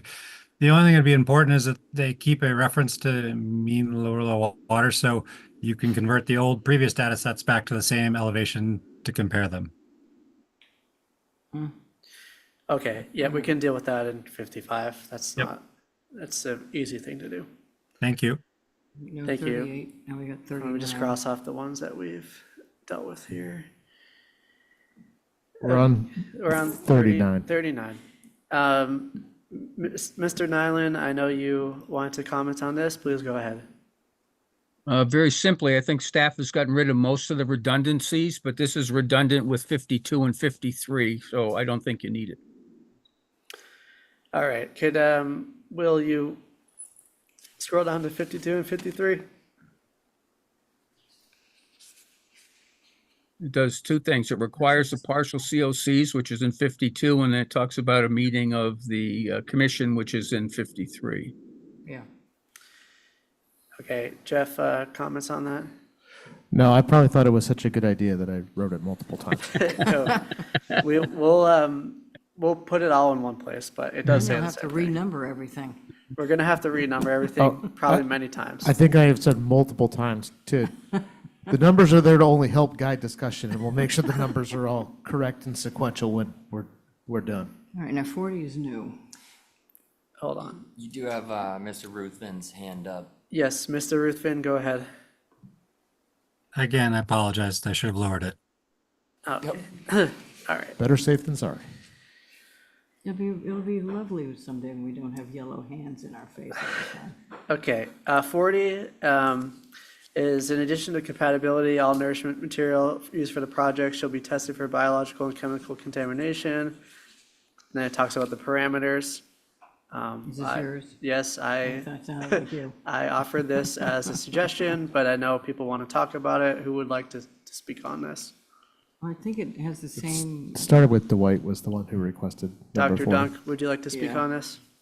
Yes, I was just going to comment that following the standard protocols by DEP for dredge materials, for testing dredge materials that's going to be disposed of in the ocean, that sediment containing less than 10% fines doesn't require chemical testing because the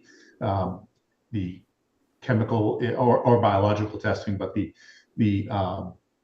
chemicals are typically associated with the fines. They're typically they're typically lipophilic, and therefore they bind with the fines.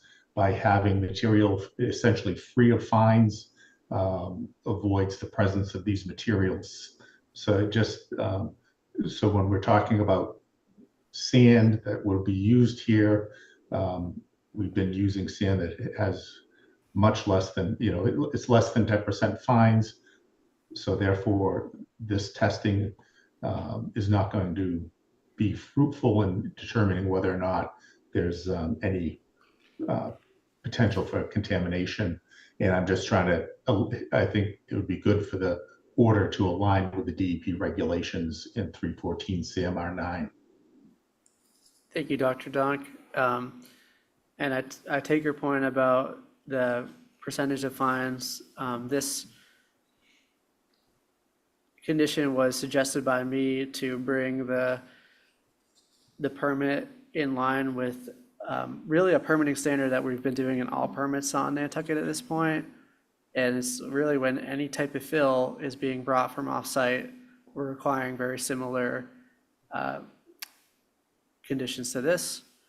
So that's my personal point, but I'll let other commissioners weigh in.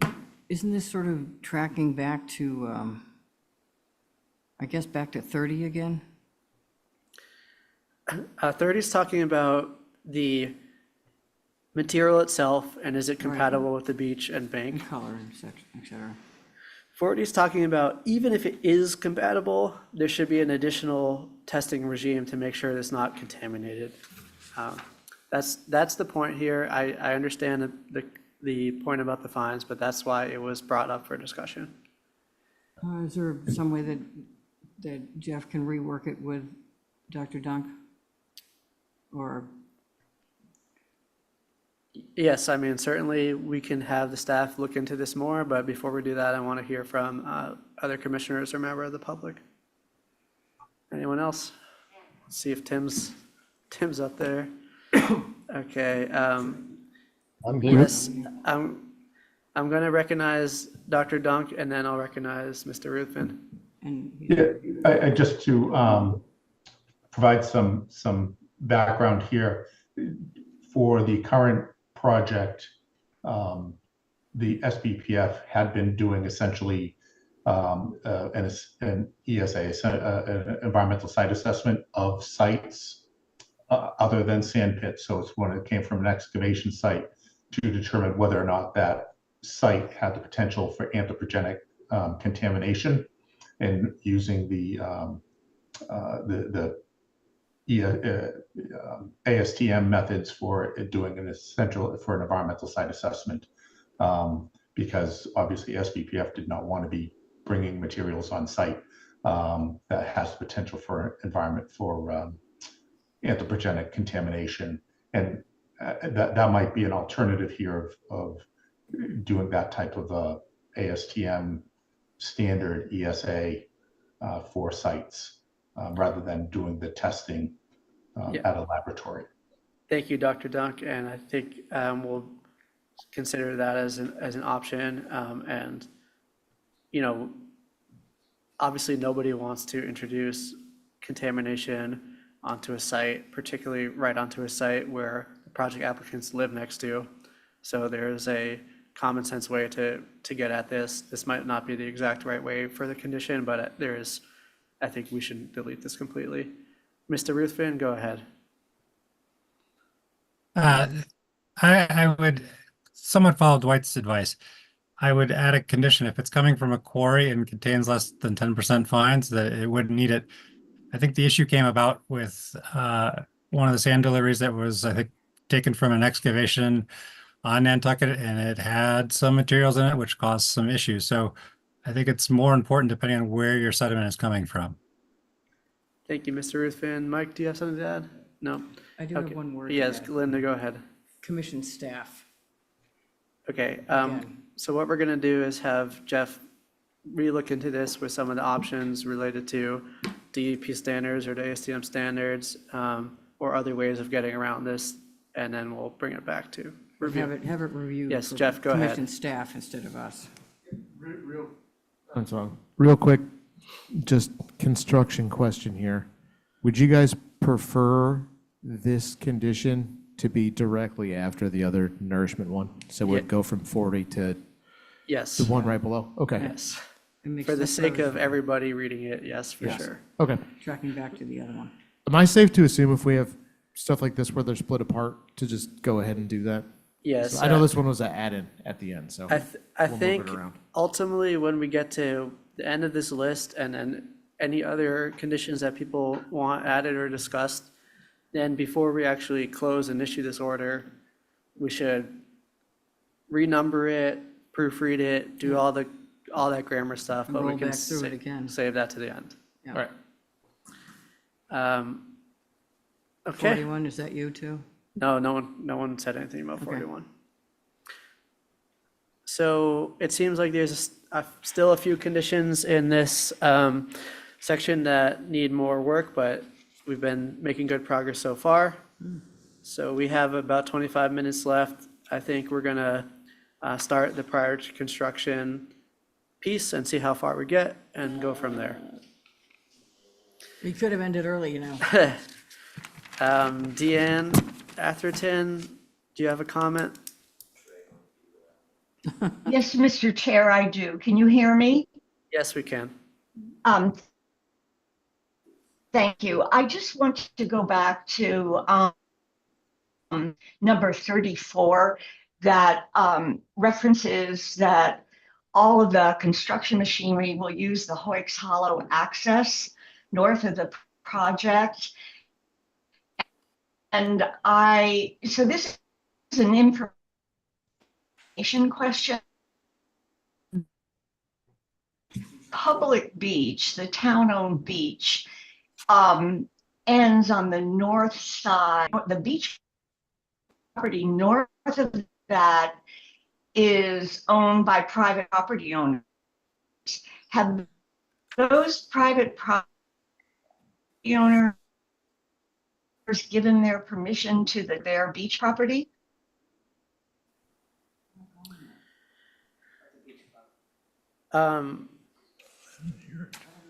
Okay, so I think the question is, since the access ramp onto Horks Hollow is not on town land. Okay, it is? Okay, Vince Murphy, go ahead. I had to look at this recently for an entirely different reason. So the access point, this is complicated, at Hoyks Hollow is partly on, or almost exclusively on town property, managed by Land Bank, and the neighbouring property is managed by the beach club, by the Sankaty Head Beach, by the Sankaty Head Golf Club. So the town owns the access point. Then as you get onto the beach and move south, there's other property lines that extend into the beach area. However, due to partly through the doctrine of public trust, but also partly due to the fact that it's currently on the beach area, the property lines for the owners are now effectively the bank edge. So going down the beach area is never been an issue to now. And we've also had very good relations with all the other the other neighbours in the area that seem to not have any issue with this. If you see it differently, so be it. Thank you. I mean, I guess the ultimate question is related to, do all those property owners who their beach may be accessed this, through this project, do they need to sign off on this project or not? I would say probably not because, because of how beach access works. But I can't tell you that. That's a legal question for sure. I'll get the answer to that Okay. definitively. Yeah, thank you, Jeff. That's way outside of my realm of expertise. Okay. Thank you. You're welcome.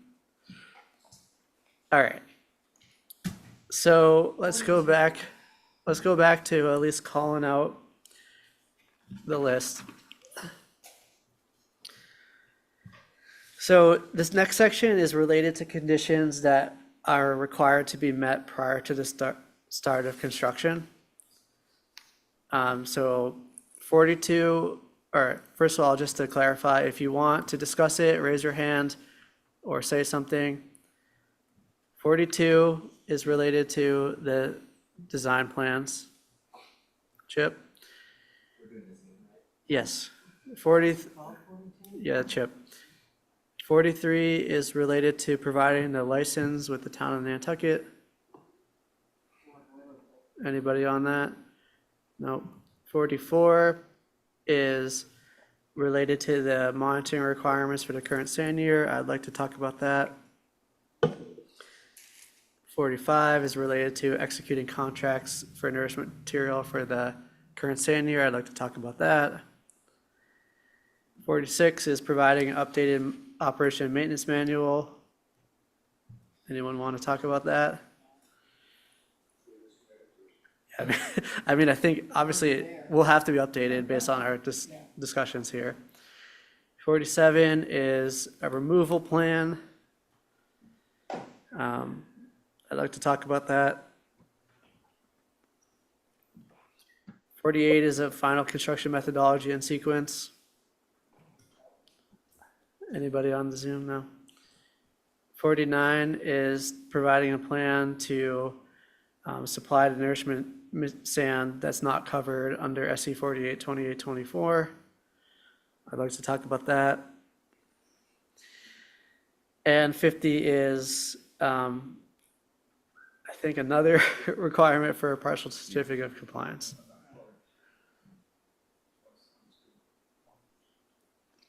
Yes. I'm sorry, Seth. I'm late into the party to ask this. It's really a question. You got to go up to the microphone, please. And introduce yourself. Yep, Doug Rose, member of the public. Thank you very much. I may have missed the call because I wasn't sure if 42 is really the right time to ask it. But I know there's been discussions in the past, and I think there's a broad understanding with the applicants that there will also be a full-fledged, thorough Woods Hole Group survey of the entire area prior to construction.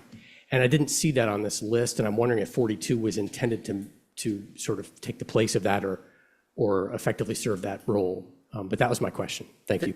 Thank you, Mr. Rose. This list of conditions, as Jeff said at the beginning, is not exhaustive at this point. After we get through all the conditions that are currently listed, we're going to have another period where we talk about if any other conditions need to be added. So if you want to submit documentation of why you think that should be added to Will and Jeff, please do so, or come back when we talk about at that point. We're just trying to be as methodical as we can with a very complicated project. Seth, Yes, Joe, go I ahead. noticed that it's missing, it says 90 something. Must Yeah, be it's 90 centuries. days. 90 days. 90 days. So yes, you're right. Okay, so 42, Chip, you wanted to talk about this? Yeah, I had, thank you. I had two items. The first of all is the one that Joe caught, which was the 90 days. And then second, my view is that since this references design plans for locations and ground conditions, I consider this to be the survey, but because we've clearly talked about that. The only question I have is what would the commission approval be, other than it had been submitted? I wasn't sure what the commission would be approving. We're submitting the design plans as a condition. I'm not sure what's there to approve other than it has been submitted in accordance with the order of conditions. Sure, thank you, Mr. Now, and I can answer that. So anytime any applicant submits a notice of intent, there's a requirement that they submit an engineered stamp plans. And then the staff of the commission generally check those plans to ensure that the resource areas have been accurately delineated. And then the commission, when it issues its order, actually approves that plan. And that delineation lasts for 3 years. So it is essentially a process to approve the delineation. Jeff or Will, anything else on that? I was just going to say is we put it in there for approval because I'm not aware of any project in the history of any conservation commission that the commission hasn't approved the final design plans. Yeah. Does that answer everyone's questions? Yeah, That- Mr. Murphy, That go answers, ahead. that answers my question. Yes, thank you. Thank you. Mr. Murphy, please go ahead. Extremely minor, and we're back to grammar. The applicants, the second word. Looking for an Okay, S. yep, all right. All right. It's weird. It's such a bad habit of writing that. Okay, 44. The applicants shall provide an executed contract for all monitoring requirements for the current sand year. So my point here is that I think this one and the next one should be for more than one sand year. And I say so in a way that is not meant to be inflammatory at all. But if you look at the past conditions of the project, or of the pilot project on site, there has been some gaps in monitoring, and there's been some issues with contracts, and we have some periods where the required monitoring was not completed. I'm not blaming any applicant for that. I'm not saying that it was done out of malice. I'm just saying it did happen. And this is just a way to ensure that we have acknowledgement for 2 years out into the future that all the monitoring is going to happen. This is the same reason why we're putting a performance bond into place for removal and all these other conditions. It's just simply a way to assure the commission and the public the monitoring is going to happen. So I think that this is a common sense thing to do. I know it's written as 1 year. I think 1 year is simply not enough. We want to ensure the longevity of this project. I would honestly like it to be for the life of the permit, but I know that's not going to fly. So I'm going to say 2 years I think is reasonable here.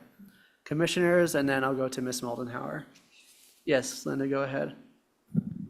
Borrow pits don't last forever if you're not using sand from the ocean.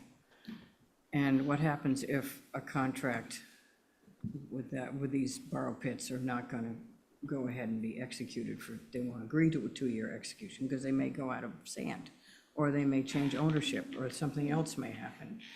Do you think they can always come back to us and tell us that there's a different contract with a different entity within that 2-year time period? So we're drifting into 45 a little bit, and I'm just sort of looking at them both together. I kind of did that as well, so I'm sorry. But let's talk about the monitoring first, and then we'll get to the sand. Ms. Moldenhauer, please go ahead. I think that Linda's point is though kind of valid in regards to the fact that, the 1 year I think is a reasonable requirement, given the fact that there are variables that are outside of our control. And I think that, as you pointed out, Chair, that there are many aspects of the project and many aspects of the order that provide multiple belts and suspenders. And I think that trying to add a belt and suspenders to every single condition takes it from reasonable to unreasonable. And we would say that we think that, a year is more than enough, given that trying to coordinate for these different sand requirements, have multiple factors that are outside of our control. So we would hope that you would keep it as is. Thank you. Thank you. And I say this with respect, but I don't do this to be unreasonable. Our job, our role is and always has been to ensure that the protected interests of the resource areas are adequately protected. And with a project that is so complex and complicated and extensive in linear length like this, we're only going to be able to understand the impacts if the monitoring happens exactly as it needs to.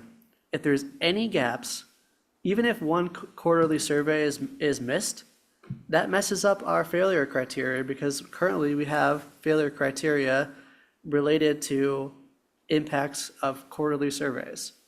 I'm not saying that the applicant is going to do that or wants to do that or wishes to do that with any malice. And actually, it doesn't even matter whether it's happened in the past. Even if it had never happened in the past, the point of this is to ensure that it does not happen for the life of this permit, because the entire rest of the success or failure of this project depends on it. I have a way to. Thank deal you, with that. and Linda, go ahead. In 44, let's go there. Can we leave it with 1 year, but a new executed contract prior to the expiration of that 1-year contract shall be presented to the commission prior to the expiration of that 1-year contract for the next year? So we know that there's somebody on the hook before this contract runs out.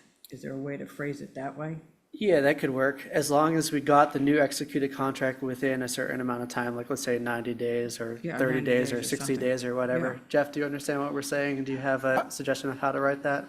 I do. I actually wrote something different before Linda spoke because I was kind of playing around. So kind of taking that in pre-Linda comment, I had written, the applicants shall provide an executed contract for all monitoring requirements for the life of the permit. Should the contract be canceled or parties changed, a new contract shall be filed with the commission within 30 days of the cancellation or party change. That sounds fine to me. So that would cover the whole life of the permit. And if, right, if they hire Woods Hole Group, who's been doing it before, if Woods Hole Group goes away, they have 30 days to file a new contract. Is that given the flexibility they need? I think so. I mean, just like when you do any type of project, let's say you're trying to do a invasive plant treatment, like the Phragmites contracts that have happened here on Nantucket, they've been 3 to 5 years. The people have submitted the application and signed the contract. If the contract needs to change, it needs to change, but I think this is more than reasonable and honestly standard in ecology and environmental conservation. Mr. Murphy, go ahead. Briefly, did you say that they have to file something within the 30 days of the cancellation of a contract? Does that mean they have to then notify the commission that the contract has been cancelled? Yes. Jeff, go ahead.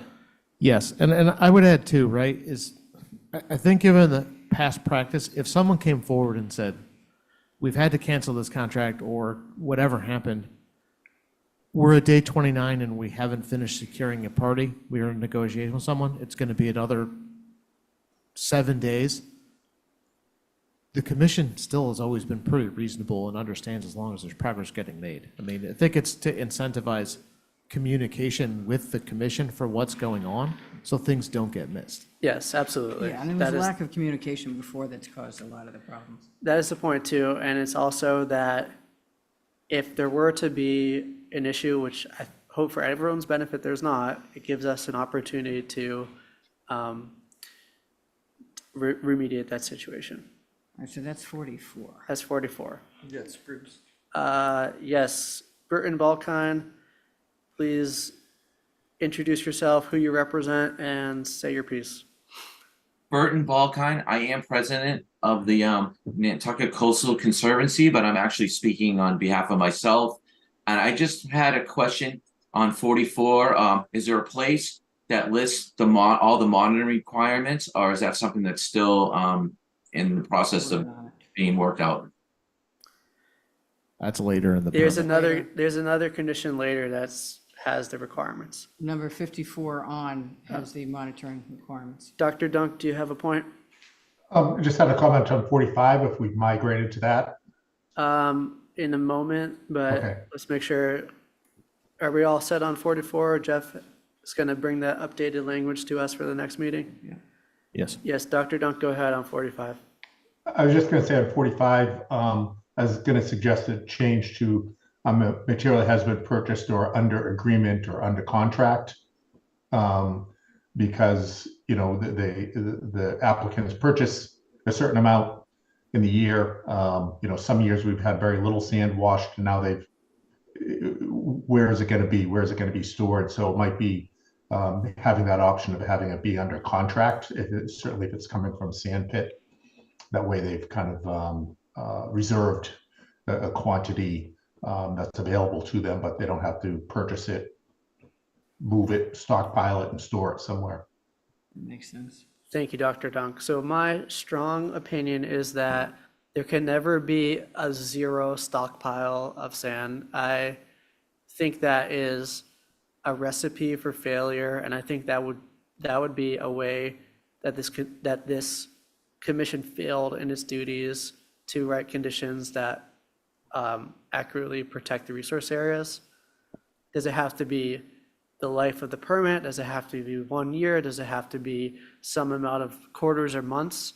I'm open to a discussion on that based on information that's probably beyond my area of expertise, but I strongly object to a zero, there at any time being a zero stockpile. Thank you. Linda, go ahead. Well, that takes me back to that extra language that they produce an agreement or under contract or whatever you want to phrase it. I would think 90 days before the expiration of the first year contract or under agreement, whatever they want to call it. That way we can assure that there's another one coming right in after it. Yeah, I think that's fine. I see the difference here is that I think it's very important that there is always some sand locally stockpiled, able to be leveraged that day if needed. So that's my point. I think I've made it clear. Is that a different number though, or is it in 45? Should that be another number? It could be incorporated in 45 or it could be into a different number. I think that's a different Yes, thing. Jeff, go I ahead. was just going to say, if you want, I think we can try. I mean, I think Seth's concept is pretty clear and sound, that we can try to put that together with a combination of 45 to do a little bit of both. Okay.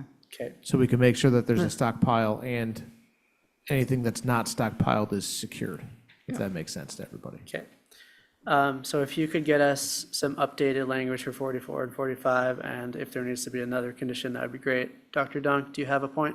Yes, I just want to remind the commission that the purpose of the template is to be the on-site stockpile to recover the exposed geotubes after an erosion event.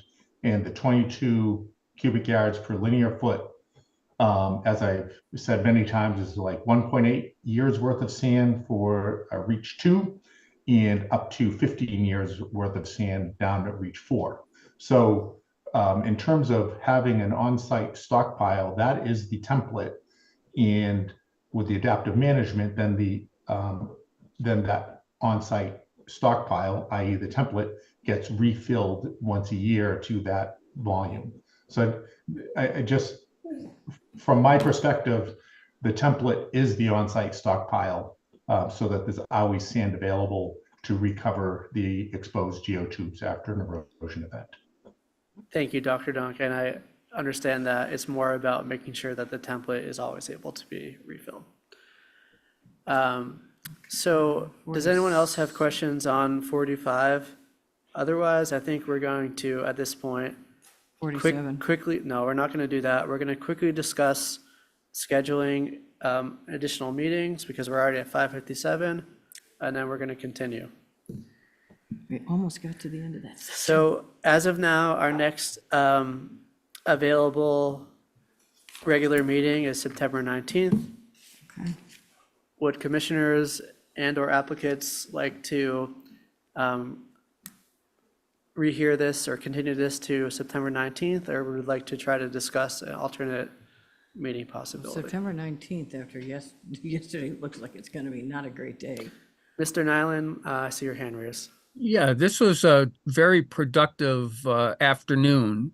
Will that September 19th be just dedicated to this order, or is that part of a normal? No, we have a regular meeting, which is appearing to be quite long at this point. Yeah. So Okay. it seems like we probably want another special meeting. Well, Or could we start could we grab an hour to start on the 19th and then pick another date? Whatever works. If there's something close to that, because I thought that, this was very productive today. Thank you, Mr. Nyland. Yeah, we could use up a first hour, but I don't think we can use it at 4 o'clock because of the room issues. Well, there's no planning board that day. Yeah, and Jeff- there's no Jeff ZBA. knows that. I'm also going to say it, and this is going to be a super unpopular take, but special town meeting is also that week, Oh, Yes. yeah, on that Tuesday. yeah. I'm not going to say it's going to be as long as annual town meeting, but it can get dicey. Okay. Well, do you want to do that Friday?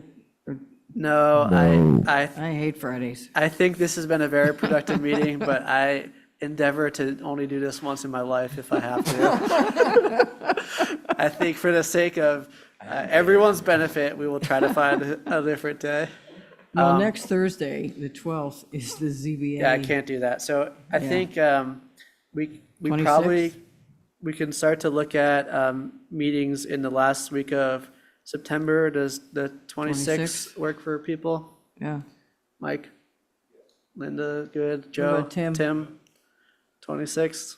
No, I will be traveling in Europe that day.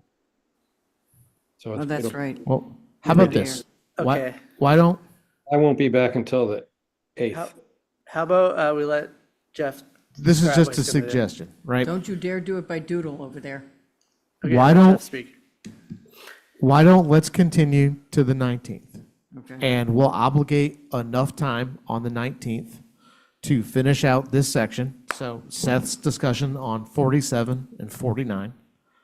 We'll go over some of the revisions to the other ones. We'll kind of get through there. So we'll look at the 40s here that we made revisions to, and then focus on scheduling additional dates. So if everyone has their schedule for October and November available for whatever dates are possible, we can knock that all out, make a little bit of progress. If it takes an hour, it takes an hour. If it takes 30 minutes, it takes 30 minutes, and we can move on with the meeting, the rest of the regular meeting. But that at least gives some solid targets. And like always, if people have comments or questions on other conditions that we didn't discuss tonight, Seth is the poster child for this. Please email them in, and we're happy to incorporate them in drafts, and we'll mark them up as such. But that may help expedite things as well. Thank you, Just a Jeff. suggestion. Mr. Nyland, does that work for you? Yeah, that's what I was going to suggest. So thank you very much, Jeff. Yeah. Okay, so we will continue this hearing until September 19th. And that moves us on. We're not going to do the reports because we did them last night. Commissioners' comments, I hope not. Administrator or staff reports. All right, is there a motion to adjourn? So moved. Okay, we'll give Second. Mike the motion and Linda the second. By roll call vote, Tim Brand, Aye. Mike Miserelli, Aye. Linda Williams, Aye. Joe Plandowski. Aye. Seth Engelborg votes aye. Thank you all. Seth, nice job. Good weekend all.